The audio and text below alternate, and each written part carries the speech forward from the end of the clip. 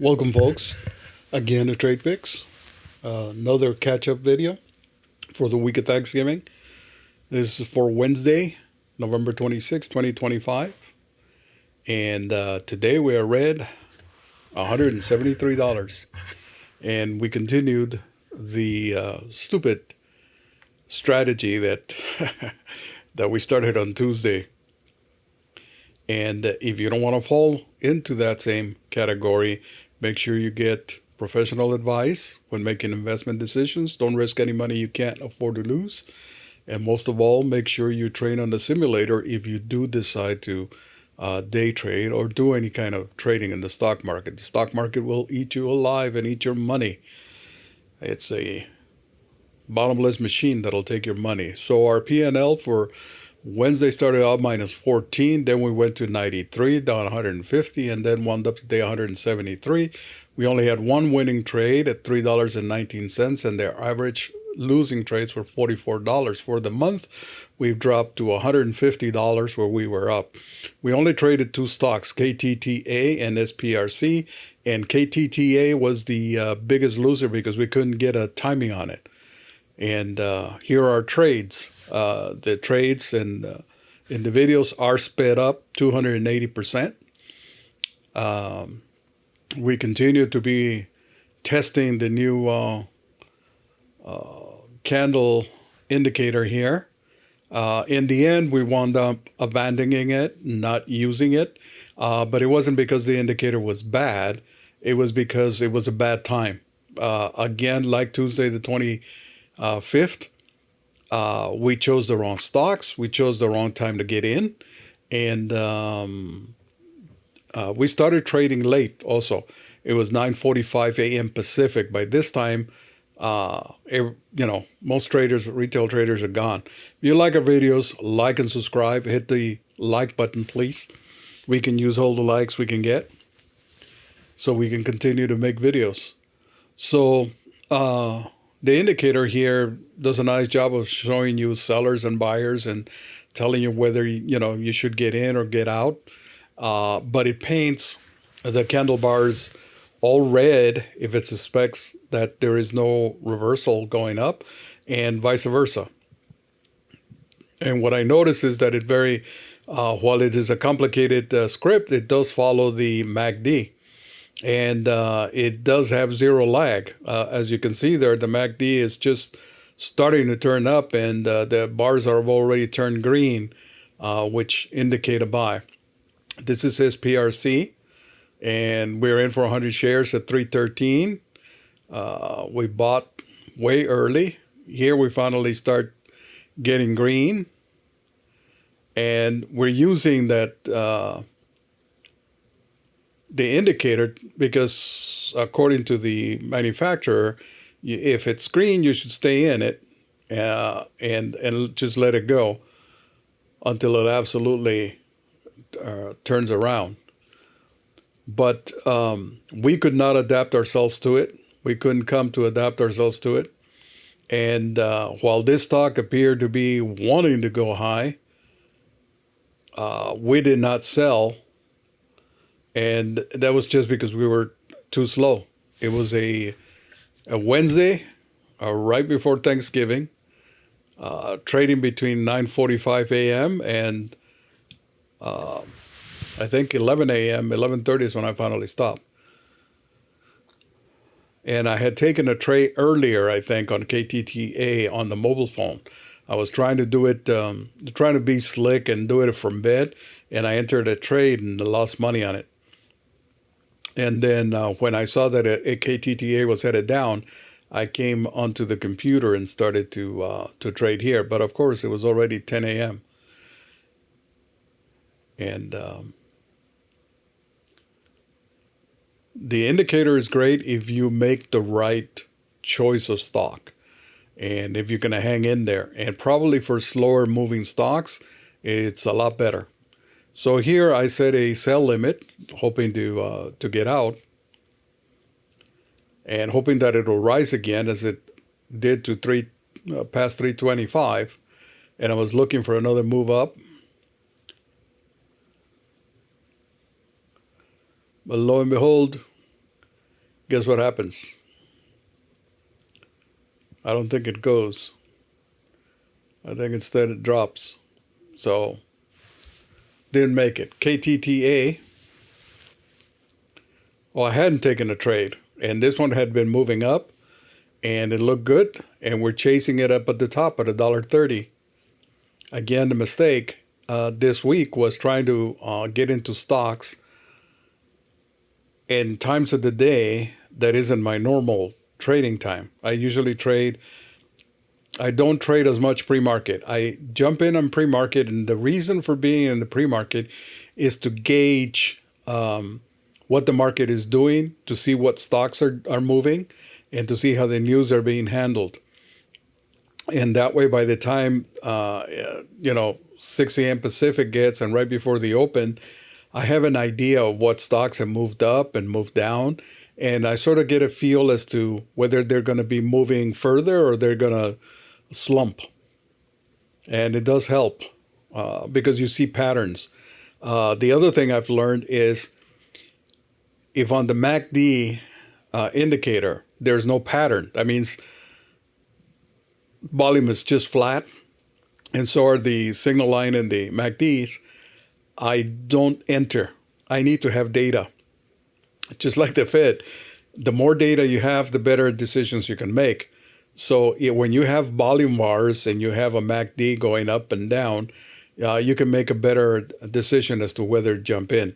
I am not keen on jumping in on news because as we figured out in a very bearish market, people will take advantage of you. You'll jump in, the news starts hitting a stock up, and then it just spikes down. In a lukewarm market, it might be a little better. In a bullish market, that strategy certainly works. Jump in on the news and it goes way up. And we've had, one or two stocks here and there that have moved up in the past 6 to 8 weeks, but it hasn't been consistent. The market has changed. And you've heard that rumor, buy the rumor, sell the news, right? So if the rumor is that the Fed's going to cut rates, stocks are moving up. As soon as the news are released that a cut came, everybody's selling. So this is a market that you need to carefully monitor and watch because it certainly changes from week to week and from day to day. Traders are sitting in here, looking for that bullish moves, and meanwhile the bears are taking advantage of us. So be careful out there. Don't let this happen to you. So at this time, I'm already in, and there's nothing I can do. SPRC again, and we did make 319 on that first trade. So we jump in. We think that it might hit 350. So this time we went with a bracket, 20 cents up, 10 cents down. A little optimistic because you can see the pattern of the MACD there. It's crossing up, down, up, down. It is just consolidating again. Doesn't look like it's going to go higher.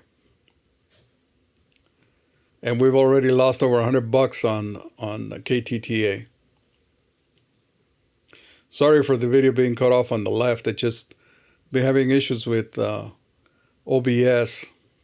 I'm trying to fit everything in, and it was because of this specific screen is set to that one specific indicator there that I was testing. I've since abandoned it and gone back to whatever this indicator was not for me. And KTTA again, this is looking for revenge. We see that it's back up again around the 130s, and we jumped in a little early thinking that MACD was going to curl up and the volume bars were going to pick up, and of course the green bars are giving us a false sense of security, but the buy point would have been at 90 cents, but it was just moving so quickly that we didn't jump in before that. And by the time we jumped in, because we wanted to be sure, we got filled in at 117. So Had we jumped in at around 90, 95 cents, this would have been a win. Uh, but instead, because we're down 110, we're sitting here hoping that it'll go to 150. And well, if we get out at 140, it's a success. It isn't a total win. But we lost $83 the day before on Tuesday the 25th, 173 on Wednesday. And this is after on Friday, prior to this week, to the week we're recapping, we were up over $100 on the month. And one of the things I had laid it to those, I may not even trade. And but FOMO gets everybody. There is no such thing as perfect discipline. FOMO gets absolutely everyone, and that's part of it. Here, this is a perfect exit, because look, we had cut our losses down here almost by half.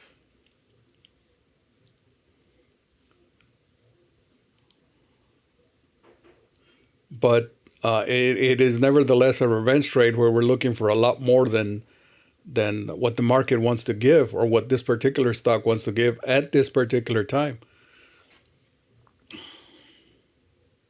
And I'm looking here. I thought it was a little later, but it is around 7:30 in the morning, Pacific time.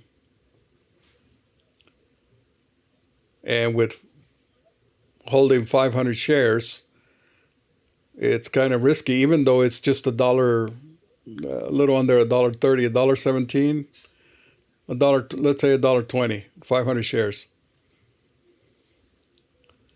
But you see how it's moving and how large the spread is. Even though the same candle spread seems to be low,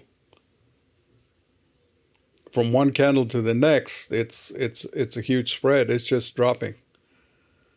I almost couldn't believe the chart. I was wondering, how the heck is it dropping so much? And here, because we went in at 117 and it is holding above that 117 that we continue to hold. But this is what happens when you continue to hold instead of taking your profits.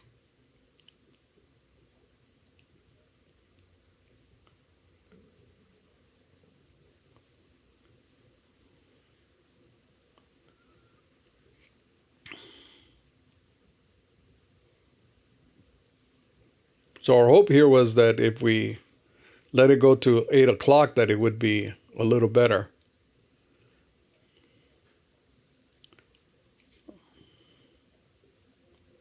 But now we're right back down.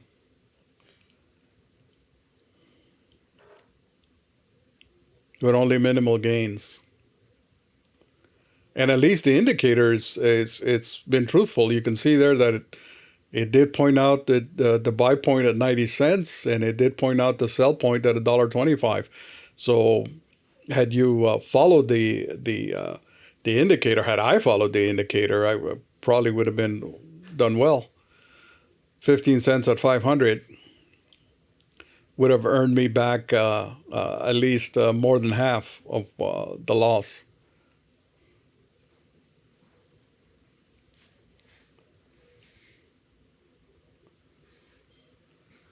So no matter how sure you are, how confident you are of your strategy, don't step outside your parameters. That is the lesson so far in these two days of trading. Trading at this hour, trading the way I was trading, and trading during this whole Thanksgiving week was a mistake. I had the right idea on the Friday before that I should avoid trading altogether. Just go to the Hamptons to a Motel 6, right? and I didn't do it. So